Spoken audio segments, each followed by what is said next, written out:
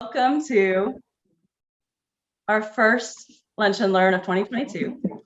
I will be talking about the skill and genius of the ancient artists of the Lower Pecos Canyonlands. And to get started, I wanted us to first orient our minds around what is artistic genius. What is that thing when you think of artistic skill and the masters of art? Who comes to mind? Maybe Michelangelo, Van Gogh, maybe Picasso? But rarely when we think of highly skilled art, do we think of rock art, like this painting at Altamira Cave in Spain.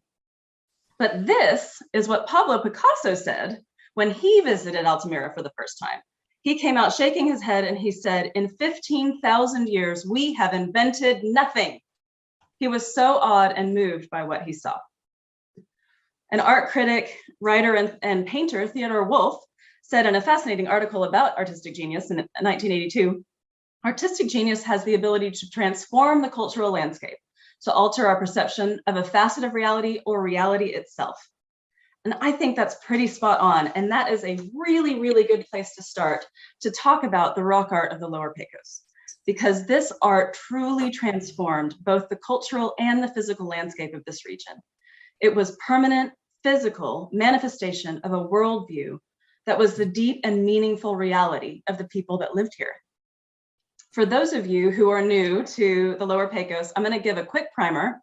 So for those of you who already run tours of the rock art of the Lower Pecos, hang in there with me for a minute. We are here in this region of Texas, where Texas and Mexico meet, right here along the Rio Grande international border, in what is now Val Verde County, along the Pecos River here, the Devil's River, and the Rio Grande River. There are some very deeply incised, beautiful canyons in the limestone. And in the many rock shelters that can be found in these canyons, we have some of the best preserved and longest records of hunter-gatherer lifeways in all of North America. Some revealing human habitation as far back as 13,000 years and possibly more. We have so much more to learn there. But what makes this region particularly unique and incredible, in my humble opinion, are the hundreds of complex rock art murals that you find in nearly every canyon and drainage system in the region. 4,000 years ago, people began to paint their complex myths and beliefs on the rock shelter walls. And these panels are vibrant, multicolored. Some are monumental, like this one at Panther Cave, and this one at Rattlesnake Canyon. This mural extends the entire length of this wall. It can be really hard to see, but I'm going to give you a little zoom in from our friend Forrest Kirkland. This area right here was reproduced in a watercolor by Forrest Kirkland in 1936. If you look at this, can you just see how incredibly complex this art is, and the colors that were used and the way that these panels were produced? It's just astounding. Shumla's founder, some of the panels aren't quite this complex, as complex as this, but equally intricate, beautiful figures. Like here at High Country Shelter, there's just a few figures. So they're not all ginormous murals, the way that you saw at Rattlesnake. Shumla's founder, Carolyn Boyd, first visited the rock art of the Lower Pecos in the 1980s. She was a mural artist. She'd heard about the art, and she just really wanted to see it for herself. And she was told on her tours that the paintings were random, that each panel was sort of a collection of different images, that a different artist had come and one painted this one, and then 100 years later, somebody came back and painted a different one. And that it was multiple artists layering paintings of unconnected purposes on top of each other. But she, being a muralist, was seeing this art through really different eyes. And she saw artistic conventions, matching elements, purposeful uses of space, and clear patterns. And she felt pretty certain that they were compositional. So she embarked on a 30-year journey of discovery that led her to find not only are they compositional, but they are closely connected to the mythology and the art of the later Mesoamerican cultures, including the Aztec and even the present day Huichol. That's a whole nother set of lunch and learns that we will definitely be having. But the breakthrough, particularly with composition of these amazing masterpieces, was what really came when we started using the digital microscope to study them.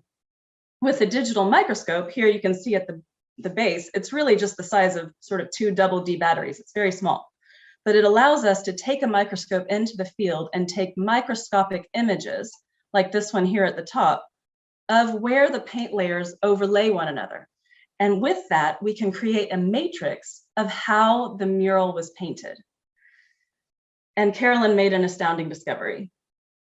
All of the black paint was painted first, then all of the red paint, then all of the yellow paint, and finally all of the white paint, proving that these murals were single compositions. This entire mural, 32 feet long, the white Shaman panel that Carolyn was focusing on, is an archaic, because of the time period in which it was painted, pictorial manuscript, very much like a later pre-Columbian codex. She published these findings in her book, The White Shaman Mural, published in 2016. It won the Scholarly Book Award from the Society for American Archaeology in 2017. And if you would like to buy the book, which we highly recommend, you can order it on our website. It's a really fantastic read, and just the results of so much interpretive work. But let me stop sharing for a second. All right, I'm gonna put your faces back over here so I'm looking at you. Let's get back to skill and genius. Now that I've given you the primer of rock art of the Lower Pecos, let's talk a little bit about how these murals were produced and shift our perspective from our day-to-day of one-day Amazon delivery, right? Imagine that we, all 67 or however many of us there are, actually that's far too many. To be a tribal band, we'd be more like 30. So maybe we're 2 tribal bands. Imagine that we've decided we want to create one of these murals, okay? We have this long history that our ancestors have passed down to us, and we've decided we want to paint a composition telling a story of a myth on a wall. I'm going to give you an example to wrap your head around what I'm asking you to think about. There we go. I said, let's create this mural. This mural is at Fate Bell, and I joked that I'm giving you an easy one. But if we were going to create this mural together, right, we have all the colors here, and then even mixed colors. We have a cream color that's probably white and yellow combined. We have orange that's red and yellow combined. Let me give you an idea of scale. It's way up on the side of the wall. And imagine that we also want it to align to something in the cosmos, a sunset on an equinox or something of this nature. Okay, now this is when I'm going to ask you to use your mute trigger finger. I hope this works. If it doesn't with so many people, I will adapt. But I just want to hear from you for a second. If you wanted to create this, what would we need? Just throw out some ideas. Scaffolding. Scaffolding, yes. Pigment. We would need scaffolding. What else? Pigment. Pigment. Pigment and binder. Binder. That's right. That's right. Brush. Ooh, I lost it. Say again. A brush. A brush. A paintbrush. That's right. Plan. A plan. A plan. Exactly. You'd need to wait until the equinox or whenever, so you can see where it all lines up. That's Oh, exactly and right. something to mix the paints together in a Yes. bucket. Yes. So let's think about this from their perspective. All right, we need scaffolding. We are in the desert, pretty semi-arid landscape, right? So we don't have tons of trees. We have to go someplace where there's a river bottom where we can get reeds or what have you. But we can't just lash them together with nothing. We have to make cordage with which to lash them together. So imagine all the cords you would need to make out of, various different fibers and things. So that takes a long time to create the paint. We're going to need water. What do we get water in? We didn't have pottery at that time in this region, so they would have to make baskets that are very, very, very tightly woven. Number of things, but something you had to create or collect. Yep, to bring water. We need mineral pigments. So that means we're a hunter-gatherer band, but we're going somewhere far, possibly far away, to find the right color, the ochre that we want, and then walking around with rock, carrying rocks around because we're going to need them later, right? We need fat. It's because it's oil paint. But think about that. Have any of you ever watched Alone? What's the one thing that they always end up having to tap out because they don't get enough of? Fat. It is hugely important in their diets. So if you're taking the fat off your children's plates to put it in paint, that is pretty important. And in order to make that water and that fat combine, you need something soapy to allow that to work. So you need to dig up the root of a sotol, which are sharp and can be painful, and then use that to mix your paint all up, okay? And then you need to have palettes, something to put your paint on or in to prepare. Like you said, we need paint brushes, which we'd have to kind of collect reeds, cut them to the right thing, find the right animal or the right feather and produce that paintbrush or any number of paintbrushes. We know that they used straight edges and stencils, so they'd have to create all of that. We haven't even gotten to how long it would take if you went to the site where you wanted to start this art and it was cloudy that day and the sun set on the equinox. You have to wait an entire another year to be able to see where those lines work on the wall with the sunset on that day that is important to you, so that you can make marks and come back and paint your composition at that time, right? Building, and then the plan. What you have to talk about, what myth do we want to represent? What story are we going to tell? Who are the players in the story? How are we going to lay this all out? And you have to put that somewhere, right? So that you are prepared. I mean, this is years of preparation, years, and so much effort on the parts of hunter-gatherers who, you know, spend a lot of time just making sure they got enough food to eat. Did you mention, can I ask how they reached the heights that they achieved, Yes. physically get up there? Yes, they How did. did they have ladders? Did they create like a netting to, yeah. We believe it was scaffolding, ladders and scaffolding. We have had people suggest too that they could have stood on each other's shoulders. And the only reason we don't think that's probably generally the way they did it across the landscape is because it's really hard to draw straight lines if you're standing on somebody's shoulders. And straight lines are already very difficult, as we're about to see in a second. But I think that we're getting to the point of the matter here, is that it is a lot of community work and not too much pressure. But when you actually get to the time when you're going to do the painting, right? You're making this paint. We just found out and discovered before that they did black, red, yellow, white, correct?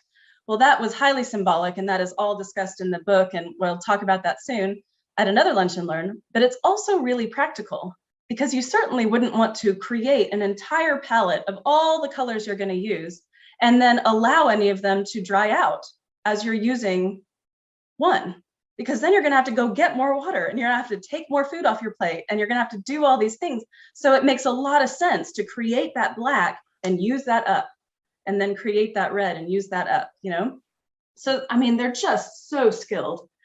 And the thing that really is the main kicker for me is that you can't take it back. Once you put a mineral pigment on a limestone wall, it's, as we can see 4,000 years later, is there forever. And they believed that this was imbuing life to this art. So no pressure, but this was a pretty incredible, sacred, resource-heavy, time-heavy, important act. So I think, you know, I think I've got my point across. I haven't even touched on the complexity of the actual mythology and cosmology that they're depicting. We've only talked about mechanics, really, and it's already mind-blowing. I hope that you find it as mind-blowing as I do. Yeah, so with our new view of from this perspective of the painters, I want to take a look at Mystic Shelter with you. So I'm going to put you back over here, thank you for that, and I'm going to share my screen again. And we're going to dive into one of the sites that is not available for visiting because it's privately owned, but we have gotten permission to share it with you. And I want to show you some of the truly incredible things that we've found and discovered at this site. Can everybody still hear me and see Mystic Shelter right now? Awesome. Yes. All right, this is our 2015 Gigapan, as you can see. Let me zoom. Close your eyes, I don't want to make you dizzy. Zoom, zoom, zoom. I'm starting at the most boring part of this mural, which is not at all boring. I'm going to start at these lines. All right, can everybody see these? Think about the way these were painted, particularly knowing that they did all the black first. They painted this line, this line, this line, then this, this. Do you see what I'm getting at? And then with later colors, they added yellow to every second and third line, and white to the first and fourth line. Now it's deteriorated a lot, so it's very hard to see the white. The white tends to disappear much more quickly than any of the other colors, which often has led people to believe that they didn't paint with white, but we actually find it everywhere, just as much as we find the other colors. Can you see how intricate that is? One of our collaborators, Ashley Busby, has studied these lines and the way that this paint is applied to the wall. I'm going to scoot over here. I'm trying not to make you too dizzy. To this figure, zoom out just a bit. Let's look at these lines. Do you see these yellow lines that extend all the way up the mural here? Do you see these? I'm looking for shaking heads. And then this beautiful red body with the feet here and 5 toes on each foot, goes all the way up to these outstretched arms and a head that's right here. And the outside of the body is lined with a line that has bumps every once in a while. And inside each bump is 2 dots. And then off the left side of the body are these very intricate lines, yellow and red, right next to each other. But what Ashley discovered was that the idea of walking up to a mural and taking a paintbrush and just drawing a single line across the, just the way you would normally do it on a piece of paper is impossible. If you want a straight line, you have to do a tiny brush stroke along a stencil or straight edge, get more paint, tiny brush stroke, more paint, tiny brush stroke. And this is to create that single unstopping straight line, because the limestone substrate is so flaky and so rough. So to get these lines, you had to be extremely skilled. Let me see here. Do you see this figure right here? Do you see this tail that extends over this anthropomorphic figure here in the center? And it's connected to the body. And we know because of the way that this tail is arched, this is a panther with legs here and legs here. But what's missing here? The head. This is a headless panther. However, and we again see this because of patterns all across the landscape, do you see these red lines that are going across the body of this anthropomorphic figure here? That would have been extending from the mouth of the panther that is here, but headless. Can you see that? Is that incredible? Now, if we zoom out, we learn a lot more. Look at this panther. Imagine how many resources it would take. If you're going to paint a panther, I mean, it seems like you wouldn't purposefully paint him this long, because you're going to have to get more fat and more water and more mineral pigment, right? Why would they paint him so long? I think one of the clues to why this guy is headless is included in what we now know is a composition that's right here. So what I'm going to do real quick is show you a line drawing, oops, wrong thing, that Carolyn did of this. Now, the panther that I showed you, the headless one, is over here. But if we look at this, this seems to be sort of a cycle that's happening here. There's this panther also has these lines emanating from its mouth. This is a hash marked, what looks to be a tail. Are you following me? And it extends all the way down to what looks like the disembodied parts of a panther. Those are connected to this motif with the box and the wavy lines and these balls at the end. The tail is touching this side, the back is touching this side. Inside that arch there is a human-like anthropomorphic figure, and 4 of them, in fact. But these also seem to be going through some kind of transformation. As we start with this person image here, going here, across the wall and across the wall. So now that I've kind of got your eyes focused on what this is, let me go back to the painting itself. All right, now, here's that first human-like figure. Here's the second. Here's the third with the 3 smaller images beneath it. One is white, one is black, one is yellow. Here's that panther overarching the entire scene that feeds into this disarticulated panther, tail, feet, and under the water seep, I think we may have lost other aspects of its body. This human extends forward to here, and again here, where the panther is rearticulated except for its head, which again is expressing lines or power or what have you across the image of this figure. So I hope what I'm showing here is what maybe Carolyn first saw when she looked at things like this. As a mural artist, you know, this would be hard, I think, for us now, seeing how this seems to be a transition and movement among images, that this was accidental, that one person came up and painted this, and then 100 years later, somebody else came and painted that, and so on and so forth. Not only does our learning about the way that the paint layers were laid down tell us otherwise, but our radiocarbon dates are starting to do that also. But I'll get to that a little bit more in a second. All right, let me check my time. All right, I'll show you one more motif that it just is one of my absolute favorites. All right, actually 2, okay. This here along the bottom, this is a horned serpent, and it is possibly the oldest depiction of a horned serpent in all of the Americas. So in Mesoamerica, horned serpents are a common motif. But this mural, we believe, is around 3,500 years old. So this would be pretty incredible, and we continue to work on learning about the age, antiquity, and the connections to the pantheons of Mesoamerica. But this horned serpent, let me zoom in on him for you because he's just incredible. And look again at just the skill. I mean, this undulating line would be so difficult to produce on this rock substrate. And it's outlined in black. Can you see this?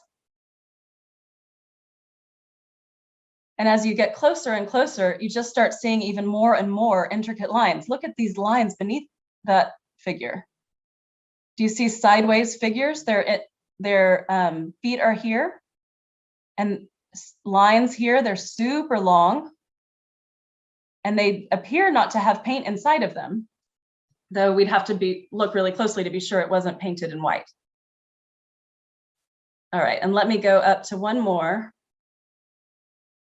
possibly my all-time favorite, this figure. So let me orient your eyes. Actually, I think I have it here. Let me orient your eyes with this. This is a line drawing that Carolyn did a while back. As you can see, we have an anthropomorphic figure holding 2 spears, an atlatl, and a loaded dart. There's a box above its head that is actually, you know, what they call ombre now. But I'm sure these people invented ombre. A beautiful curved line down the center. We call this piloerection. The body has what looks like hair or fur coming down the side of it. And it is emanating from what I can only call the underworld. The underworld in this mythology was a wet, dark place, and full of you know, people and stars and all sorts of things. And this image just really is just so beautiful and so clear. So let me show you again this image in the rock art. All right. Here we see the undulating line that is the top of this beautiful motif that extends all the way around here. It is outlined in red. This part is all black, and the forms inside are black, and the dots inside are black. And if you read the White Shaman mural book, she talks a lot about the way that they depicted stars and why the stars were painted black. So incredible. Then we have this beautiful black box from which is emanating this human-like figure. It's really hard to see here, the hairs on the side of the body, but you can see the beautiful box above its head. Here is its atlatl with its loaded dart. And way over here are its two spears or darts that it's holding. What do you think? Pretty cool, huh? Incredible. I know. So, you know, the precision and the clarity of these lines in the Pecos River style paintings would have presented a challenge for even the most accomplished artist. Okay, so, you know, it can be easy from our vantage point, of course, to think of the archaeological record and the stones and bones that we find there, and kind of believe that hunter-gatherer societies lived simply, and by extension that their culture or their knowledge was simple as well. But as you can see, that is clearly not the case. Not only did they have something incredible to say, the deep and rich cosmology, you know, entrenched, integral to everything in their lives, but around about 4,000 years ago, sharing this belief system with each other through song and poetry and dance and storytelling and tattoo and body modification, or, you know, painting on things that don't preserve in the archaeological record, wasn't enough anymore, right? And for some reason that we are going to find out, they decided that they needed to not only share these things verbally with each other, but they needed to put them permanently on the landscape so that others could come and read them and understand them, these books that they were writing, right? We're very excited to find out why, and we are on the hunt. And I am going to tell you quickly, before I start the question and answer period, about our new project. It is the Hearthstone Project.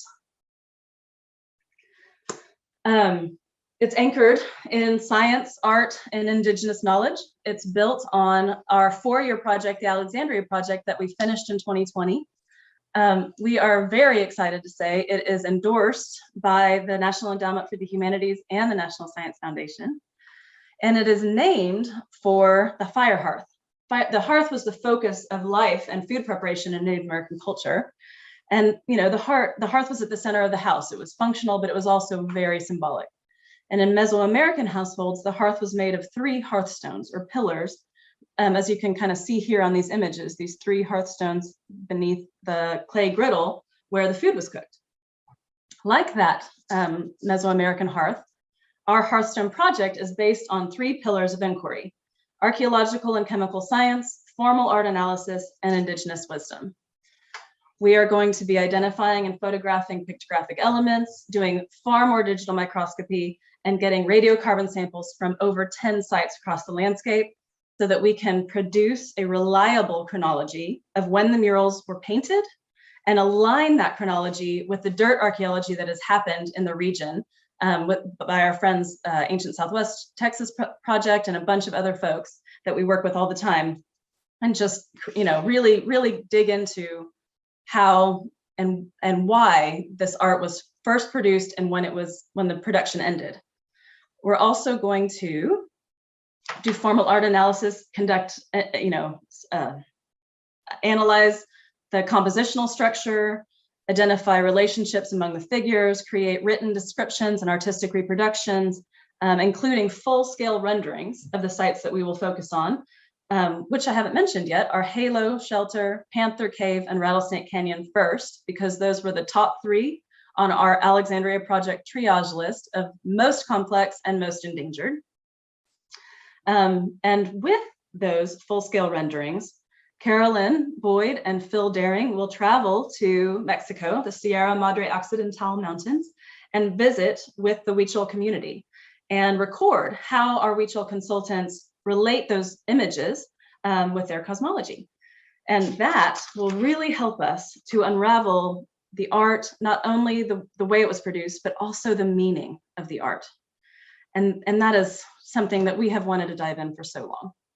So I've taken up so much time. Before we go into question and answer, to learn more about us, please go to our website. You can sign up for our e-newsletter. I personally write it and send it once a month. Please feel free to join us on a tour. We call them our Shumla treks. You can register on our website again. You can contact us by email if you don't get your question answered today at info@Shumla. And we would love for your support through a donation. We're a nonprofit. We raise all the money we use to do the work that we do. So if you would like to support us, that would be amazing. So I'm going to stop sharing now. I'm going to start answering questions. And I'm going to start with the ones in the chat. Here we go. Has anyone been able to translate the art and the story it tells? Yes. That's exactly what Carolyn has done for specifically the White Shaman mural. But this Hearthstone project is going to help us to do that for 3 other of the murals to start with: Halo Shelter, Panther Cave, and Rattlesnake Canyon. So yes, the book White Shaman Mural is just so groundbreaking in its interpretation. And the reason why we are excited that it was a scholarly book award from Society for American Archaeology is because so often rock art can kind of be a redheaded stepchild of archaeology because it is perceived to be subjective. But we study it scientifically. And so our interpretations are based on scientific studies. And we are always, as with science, open to other people poking holes and studying what we've done. And just really want to build on this science of studying the rock art and its meaning. Is it possible that there were more trees in the area at that time? It is possible. We know that it was a grassland. It was a grassy land. It was semi-arid, but it had a lot more grass before we brought cattle and goats and things into the region. I don't know that it ever had tons of big trees. So it still would have been an effort. And they might still have selected reeds from the river bottoms instead. But, again, it's kind of hard to know because that doesn't really stay in the cultural record very, very well. Wondering how many materials might have been acquired through trade. Great question. We know that people were very much in communication. These bands were quite small, but they had huge ranges. And so absolutely there was trade going on. And I mean, they definitely could have gotten some ochres or who knows what through trade. So great question. Do you think they used skins for the layout first? We do. Yeah, we think that would be a really smart way to do it. Just charcoal pencil or what have you. It's been suggested that maybe in the dust of the ground, they could have marked it out. Any number of ways, but it would make sense to me. And how incredible would that be to find one of those skins someday? Oh, that would be so great. Is there evidence that there is site preparation? Assuming that you're asking Stephen about if they did anything to the wall to prepare it, we don't have evidence that we are currently seeing or interpreting as site preservation or preparation. I don't see why that isn't a possibility. We do know that they very much used where the water seeps were, where overhangs were to place images. So I definitely don't want to say no, but I just don't know that the answer is yes. I see, let's see if I have other questions. Please spell the name of the local tribe you consult. Yes, it's Huichol, the Huichol, and they are related. They're Nawa speaking peoples, which is the language that the painters of the rock art in the Lower Pecos spoke. And the Aztec is also a Nawa language, related to the Tarahumara and others. And fortunately, they were far enough west at the time of the conquest that they weren't completely displaced from their belief system. And so they are some of the only remaining people who truly practice that belief system. However, there are many, many Mesoamericanists, as people who study the Maya, the Aztec, Olmec, that, who know a lot about these belief systems, and we also consult with them. But it sure will be amazing to really speak to the Huichol directly. Will you be sharing the interviews? I don't believe that they're going to record. You know what? I don't know if they've decided if they're going to record or not. I don't have an answer to that, but I will find out.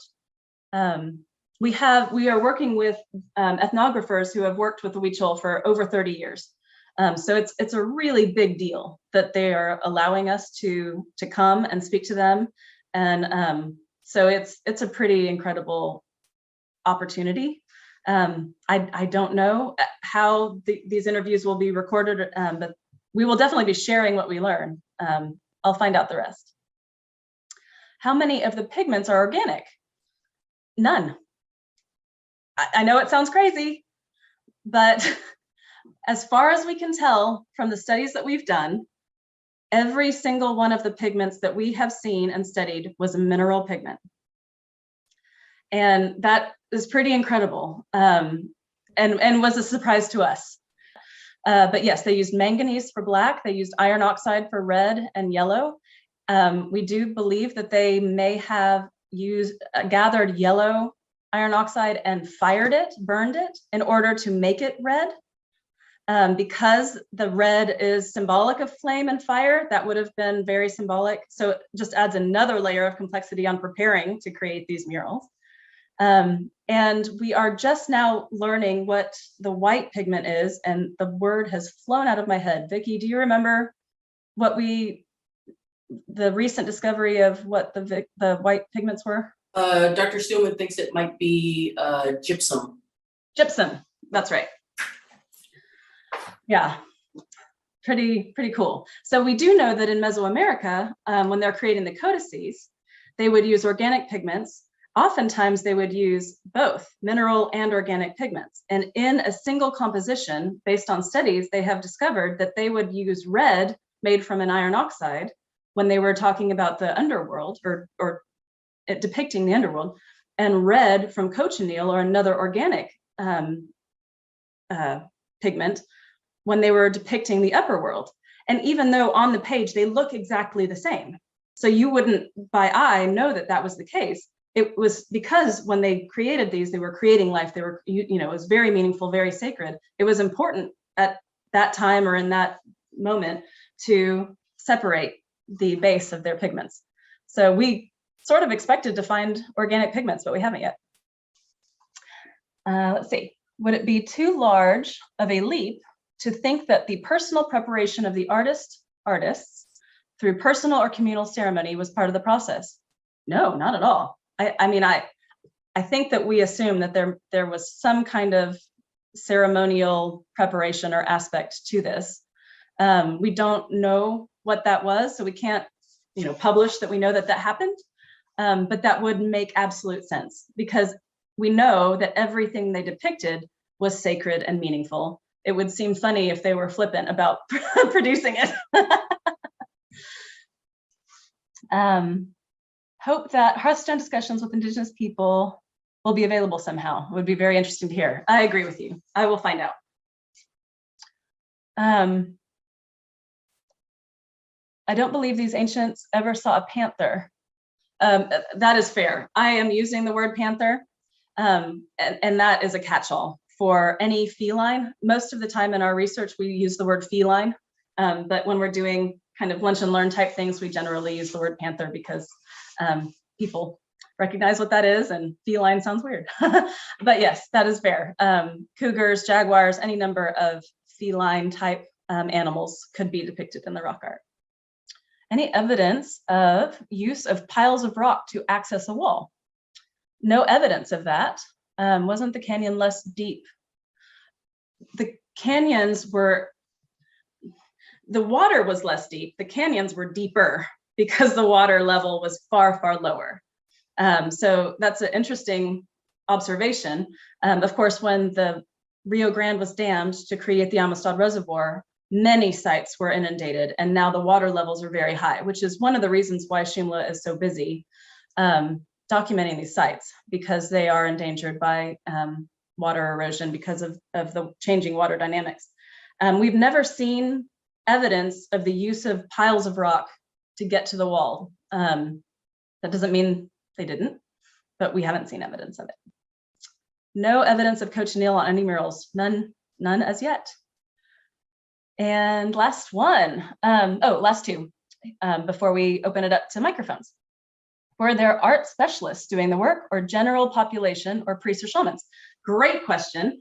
That is something we are hoping to answer through the pillar number 2, the formal artistic analysis, because there are ways to see the hands of artists, the way that they use their paintbrush, the way that they use their paint. If we can, we are certainly looking for that as a possibility, to see if we can see the hand of an artist at more than one mural, for example, or get an idea of whether it was a single person who did the main work and others who did other, like filled in things, or, all of that. We're still looking to figure that out. Our hunch is that there were probably specific people who were the ones that generally did this in their group. It probably, because of the skill and genius, as I alluded, it probably just wasn't everybody who could do this, but I don't want to go on record saying that, because honestly, they blow my mind once a week at least. So they could all have been artistic geniuses. And do you use XRF? All the time. That is how we study the mineralogy. X-ray fluorescence. We have a portable X-ray fluorescence machine that we use to take into the field with us and study the minerals. And has any of this rock art been found in the hill country? Not this rock art, but yes, rock art. Pecos River style rock art, which I focused on today. There are actually 5 different kinds of rock art in the lower Pecos, but Pecos River style is the one that is the most prevalent and that I talked about today. Is only here. It's very specifically geographically circumspect, which also in and of itself is very interesting, because why? Why didn't they paint it elsewhere? We know they ranged far and wide. Was this a pilgrimage place? What was it about here? That's another thing we're working to get toward. Do the different styles of rock art that you find in this area, are they dated to different time periods? They are, yes. And actually, I'll be talking about that at another Lunch and Learn. So how long would it have taken to complete one of the larger murals? Well, this is going to blow your mind. It would take 2, 3, who knows how many years to prepare, but it probably took about a week to 2 weeks maybe to produce, because once you had everything, you had to get it done. So I'm talking, you have your plan, you have everything, you have all your resources, everything. From the minute that you start painting, could have been a matter of days, because they would have gotten after it. They did not want to make more paint. They already had their plan, so they really would have got it done. There is rock up on the Colorado near Coleman. Yeah, there is. You know what? People have no idea how much rock art there is on this planet. No idea. It is everywhere. All right, so that's the end of the questions on chat. Anybody else want to add one to the chat, or take themselves off mute and ask one? Forgive me if you already answered this, but what pigment was used for the red, the yellow, and the black? The black was manganese. Manganese. And the red and yellow were iron oxide. Oh, okay. Thank you. Mm-hmm. Anybody else? Okay, I've got a question. Yeah. Some of the sites that were covered up with Lake Amistad, do they have names? Mm-hmm. And I don't want to get into the location of them, but can scuba divers still study those sites? That's a great question. So like we talked about, once you put mineral pigment on limestone, it does stay. So there's a chance that rock art is still in situ. but the concretions that would have grown on the top of it and all of the sediment that would have laid up against it would make it extremely hard to find. We do know where some of them probably were, and it sure would be fun to get some kind of giant grant and give it a shot, but I don't know. I don't know how successful it would necessarily be. Even just trying to dig that sediment out to get to the rock wall, you might end up knocking. I mean, even now on the limestone walls that we study, the spalling is so severe. I mean, the paint is hanging on by a thread, you know. So I can't imagine that it would be that easy to see, but it sure would be cool. Okay, then also, are there any pictures or drawings of some of the sites that are underwater now? And are they, A few. how do we see those? I would be happy to show them to you, the ones that we've got. Yes, before the inundation of the reservoir, there was a survey done, an archaeological survey done, as is required by law, but it focused on the physical deposits in the ground. At that time, the rock art was believed to be random and indecipherable. So sometimes they would put on their text site form, what we call the text site form, the required form that they fill out, that there was rock art present, but they very rarely said much more than that. So, and that, I mean, it just was what it was. They were, very quickly trying to hit site after site and get, physical specimen out. So we really don't know how many were inundated, but we do have some pictures of some. And like Anson says, Jim Zinkgraf photographed some of the sites before Amistad was filled up. Where on public land can we see this? Great question. There are two places. You can see the White Shaman mural yourself, the one that is in all the books. Well, the one book, but it is owned by the Whitty Museum, and they run tours every Saturday at 12:30. If you go to the Whitty Museum's website, you can sign up for a tour to see White Shaman. And you can also see Fate Bell's shelter and a few other shelters on the Seminole Canyon State Park property. And if you go to their website, they offer tours Wednesday through Sunday, one at 10 o'clock in the morning and one at 3 o'clock in the afternoon. Absolutely, just incredible. Absolutely do it. And then come on a Shumla trek. We take y'all to lots of different other sites, and some of them are privately owned, and we have arrangements with the landowners so that you can come see other sites. We have lots of different options for strenuosity. So if you're not a hiker, we have some where you can drive in. And so absolutely, we would love to show you the rock art in person. I'd like to ask. Yes. So the White Shaman mural tells a story. Uh-huh. Are there other sites where the same kind of story is being told in the lower Pecos? In other words, was this mural actually used in more than one place?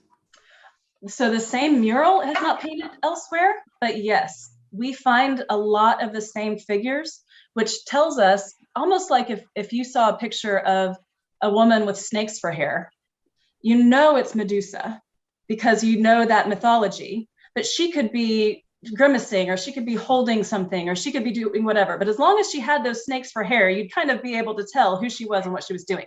So in the same way, we find figures with the very similar attributes all across the landscape. So we are starting to piece together who those figures are, who they represent, and then kind of what context each of these different stories is, and what that figure is doing, what their activity is. In each of those contexts. So that's something that we're hoping will come out more from the Hearthstone Project as well. Great question. Is there any evidence that they either scraped the rock or pre-painted the rock before they did the murals to lay it out? We do think that we see some places where there are marks. This would be especially important on ones that are aligned with setting suns, rising sun, different things. They would need to put a mark, when they were there to see kind of where they were going to be painting. So we think that there are some places where they did. We don't see a lot of it though. It doesn't look like they put the whole mural out in one color or something and then painted it in. So probably not that much. Yeah, looks like it's 1:01. I'm happy to stay for another 5 minutes if anybody has any other questions, but please don't feel bad if you need to drop off. We're so glad you came. Awesome. Well, thank you everybody so much for joining. I really, really enjoyed this. I hope that you did Thank too. you. And Thank you. if We you have did. any further questions, feel free to email me. You can email us generally, or you can email me directly at jhamlin@shumla.org and visit us online. Thanks, y'all.